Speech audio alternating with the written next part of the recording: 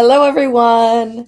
I'm back. Welcome to day 2 of the um, Organized ESL Teacher Challenge. And I am so happy to have everyone here today. If you are just joining us and haven't yet heard of the Organized ESL Teacher Challenge, you can join the link. It's just listed below, and it's also in the description for the session. And you will get 3 weeks of free access to the Teacher Hub tools to try things out. For those of you who don't know me, my name's Megan, and I am the founder of Florentis Learning. And Florentis Learning provides a variety of teaching tools and more than 740 lessons to support online ESL teachers who are teaching children and adults in a wide range of levels. I will drop the link in the comments as well. If you are joining, please just leave me a note in the chat. Let me know that you're here, and let's dive into day 2. So today we are going to build our first that's not the right one. We are going to build, let me find it. Here we go. Our first student workflow. So that is the plan for today. I'm just going to swap that and make that bigger. And I think I can go to full screen on this. And there we go. That's even nicer. All right. So today our goal is to build our first student workflow. And so today really is where structure becomes real. So by the end of this session, you're going to have one student in the system, and you're going to have a workflow that you can repeat in under 2 minutes per student for every single class, every single week. And we're going to save time. So today we're going to build our student profile. We're going to look at just adding in our level and our how to add a lesson note, and then how we set our next lesson. So the fact that you're here for session 2, if you were here at session 1, is definitely worth celebrating. This is where rubber hits the road, where things start to become real, and where your teaching life is going to genuinely start to feel easier. I am actually going to show the Teacher Hub today and do a demo, but I'll have a couple of slides that we'll walk through just before that. And for those of you who are just joining, the Online ESL Teacher Challenge is a 3-week challenge. This is session 2. Tomorrow we have our drop-in co-work session where you can bring your computers and we'll be able to chat back and forth and answer questions and get feedback. And I will help you out however I can with problems. So again, if you're just joining, let me know that you're here so I know who I'm talking to. And we are going to continue to dive right in. So the real problem and why we still sort of scramble is it's not that we're disorganized. Teachers are very, very organized people and have all sorts of tools in place to keep themselves organized. But it usually has to do with all the information you need not being in one place. And you're mentally rerunning this checklist through your head. So, and this really is a checklist that should be at your fingertips. It's easy to answer. So things like, what happened last class? Where is the student in the curriculum? What lesson should I open next? Where is the link to that lesson? What did I promise the parent? What skill are we working on this week? Today we're going to work to remove that mental load permanently. And so we're going to look at a live build. I'm going to show you how to add a student, how to set their current level, and how to set a lesson. And then I'll show you how to do the progress note. So with that, I am just going to change my screens here. And I'm going to go to the dashboard. So when you log in to the site, you will see your, just a second. I am not, okay. I'm going to log out and just log back in just quickly. When you log in, you are going to, I'm on my staging site just because I am using completely fake data. And these are things that are just made up. So I just need to, I'm just going to log into my teacher account, my fake teacher account. And log in. So when you log in, everyone gets to see login today.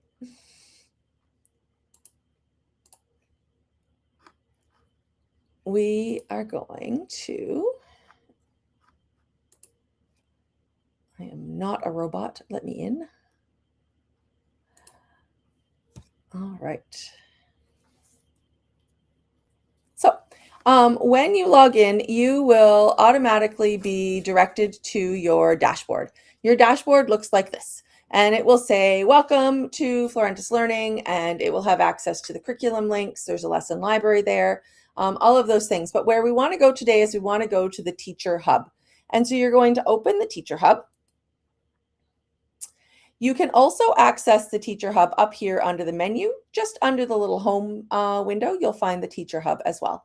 So whatever works best for you.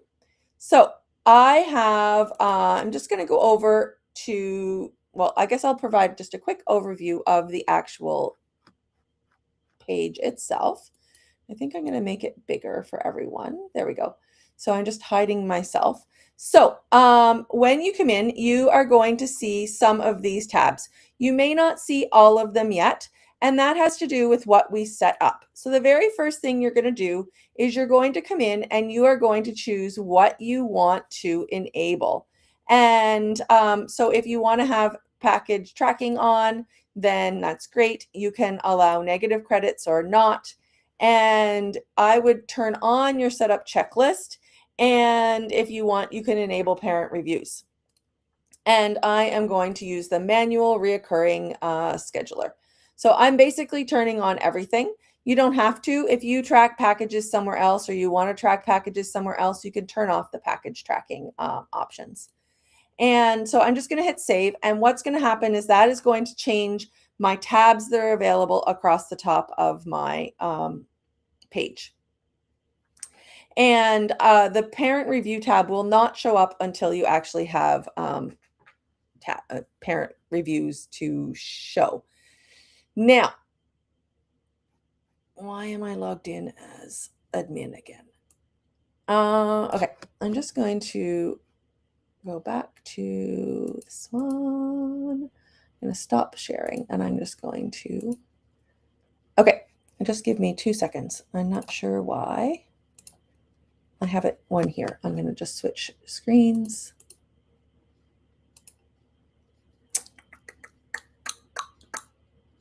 And I'm going to share this one.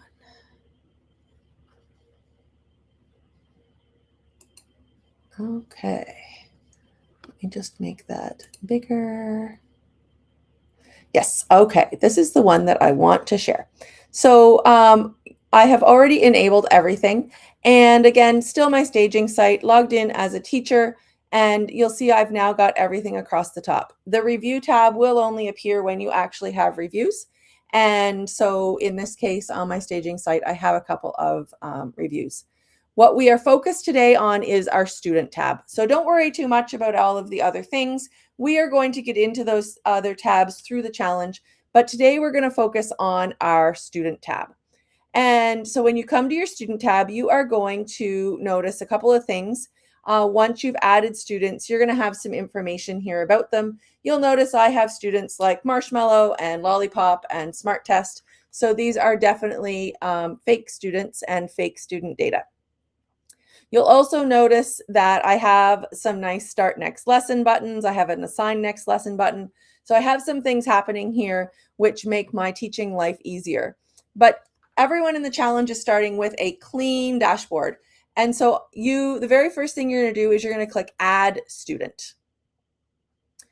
You are going to then see a form like this. And so I am going to add Anaconda today. And Anaconda is going to be 12. And my time zone, you are going to want to choose for where your student lives. I'm going to say this student is in Taiwan, for instance, and goes by she, her. And then based on my conversations with the parents and or if they're already one of my students, I am going to select a level.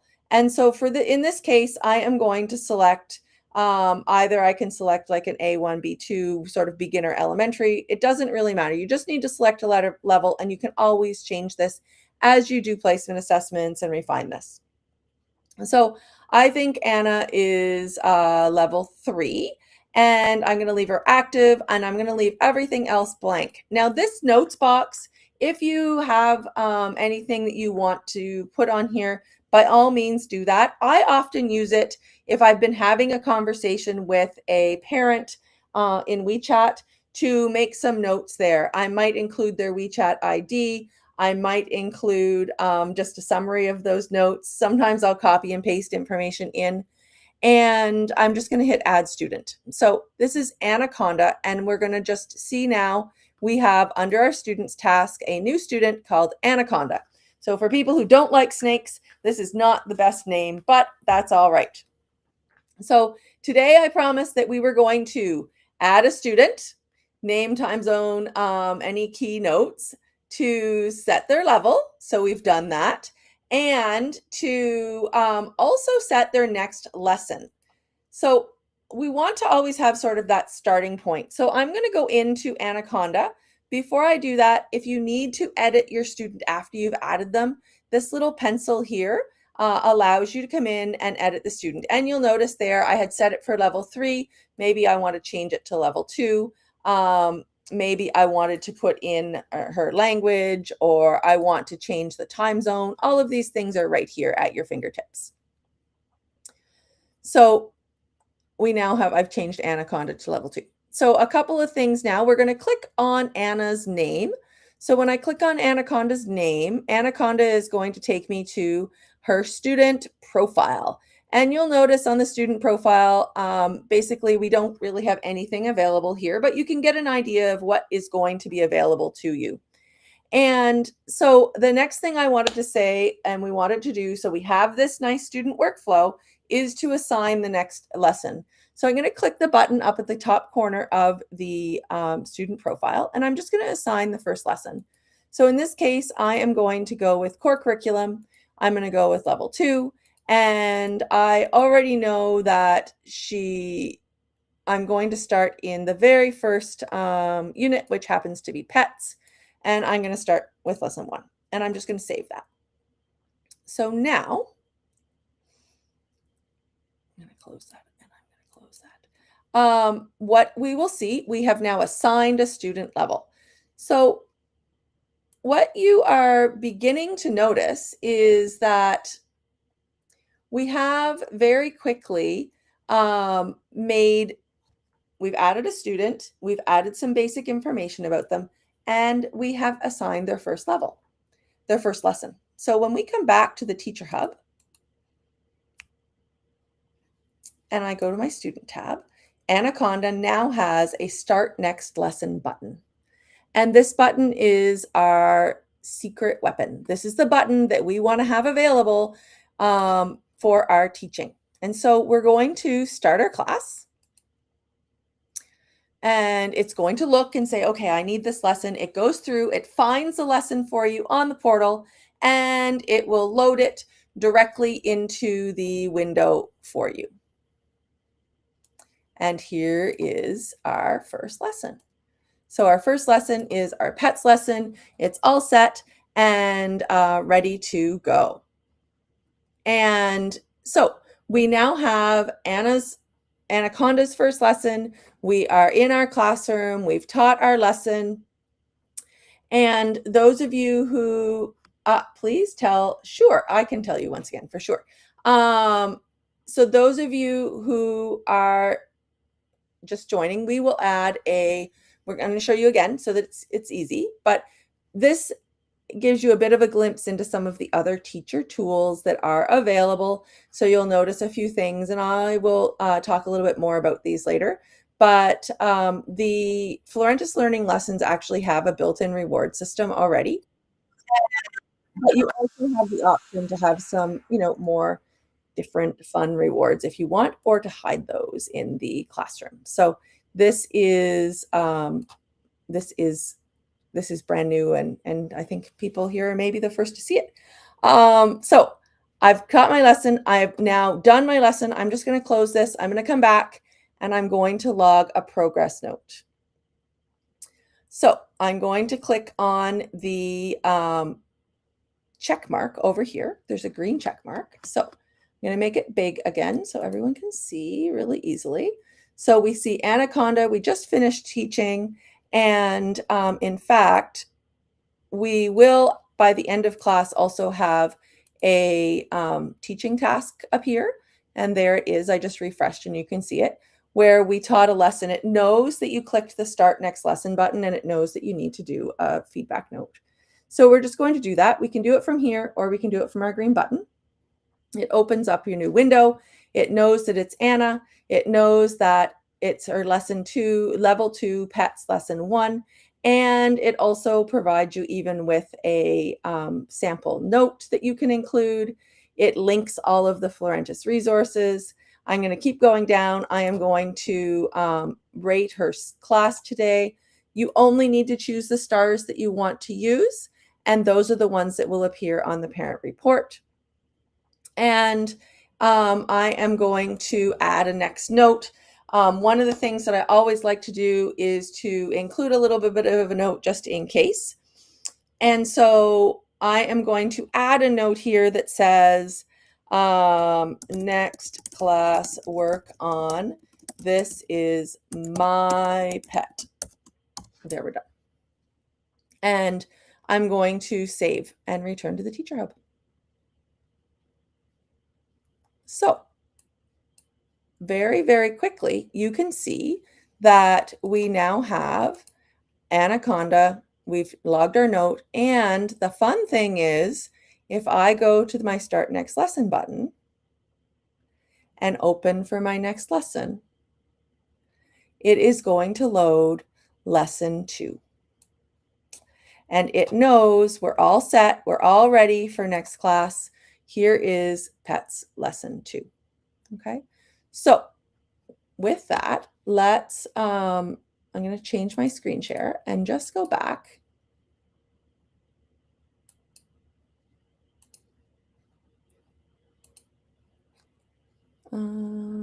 Let's go back to stop. All right. And so I'm just going to go back to my slides for a second. And so we've added our student profile, we've set a level, we've set a current lesson, we've assigned the next lesson automatically, and we have added our next lesson note. I want to make this one big. No. Let's do it this way. Okay, this is a little better. Here. That's better. All right. So if I continue, so this is our 2-minute after class workflow. Save a lesson note. It automatically sets the next lesson. For some of them, you are going to pre-assign it. And so in some cases, it won't automatically set your next lesson. This is going to be specifically for things like conversation lessons, where you are not necessarily teaching them in a sequential manner, or when you're switching back and forth. So maybe you're teaching a core lesson, and then you want to teach a phonics lesson, for example, in which case you will need to manually assign it. You're going to add your note about your next focus, and then you're done. You close the hub, you're ready, next class, you open it, you click the button, and away you go. So this becomes very, very quick and easy.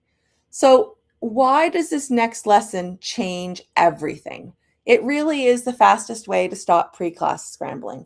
When you know what lesson they just finished and what comes next in the sequence and what skill you're building next class, you remove all of your decision fatigue. You don't have to search for a lesson. You don't have to scroll. You don't have to forget what you said to the parent. You don't have this disconnected, patched together teaching piece. And as a result, you feel very prepared when you walk in. You've got this calm before class. If you're doing multiple lessons in a row, you just go lesson, lesson, lesson. You just click your start next class button, and your system will, the Teacher Hub will remember for you what tasks you need to leave feedback for. Every lesson will build naturally on the last, and you are going to show up as a professional teacher that you already know you are. So in terms of I said I would give a tip every time. You can save time by having some of these reusable messages. So with the Teacher Hub, if you're using Florentis Lessons, you get a pre-created note, and you can edit those, you can add information to them, you can do whatever you want with them. But it is at least as a starting point. It's going to tell you what the vocabulary was, and it's going to give them a quick practice tip. But here are some nice templates you can also use. Things like a great progress, right? So you would have your student, so Anaconda, confidently used past tense in speaking today, really lovely progress this week. Next class, we'll keep building on this task with a reading and speaking task. Great momentum. Today was a big confidence win. Anaconda answered questions with much less support. So proud. So we've got a progress, we've got a next focus, or a celebration. And these are all easy to use sentences that you can have, and you don't have to necessarily think. Faster communication, more professionalism. This will result in more renewals. It's going to give parents confidence. And you're not going to have this like, oh, I have to spend all this time doing this after class. So today we're sort of looking at these 3 hub rules that we're sort of setting. Rule 1, you always want to save one note. Even if it's one sentence, this sets up your next class. It sets up your start next class button and gets everything going. If you are teaching something that is not necessarily in sequence, then never close the hub without going and assigning your next lesson. Your future self is going to thank you every single time, especially for those of you who are teaching early mornings in another time zone. So you're getting up early. Your brain may or may not be completely awake. This is going to be ready for you. And you always want to write your next class focus. One skill, one goal, written while the class is still fresh, will create true continuity and really help with true progress. So think of these 3 rules for consistent action and calm systems. So tomorrow we are co-working. So it will not be on YouTube. If you have not signed up for the Organized Teacher Challenge, the link is running below, and I would certainly encourage you to do so. By signing up for this challenge, you will get free access to the Teacher Hub tools for the 3 weeks, and you also get the links to the co-work challenges.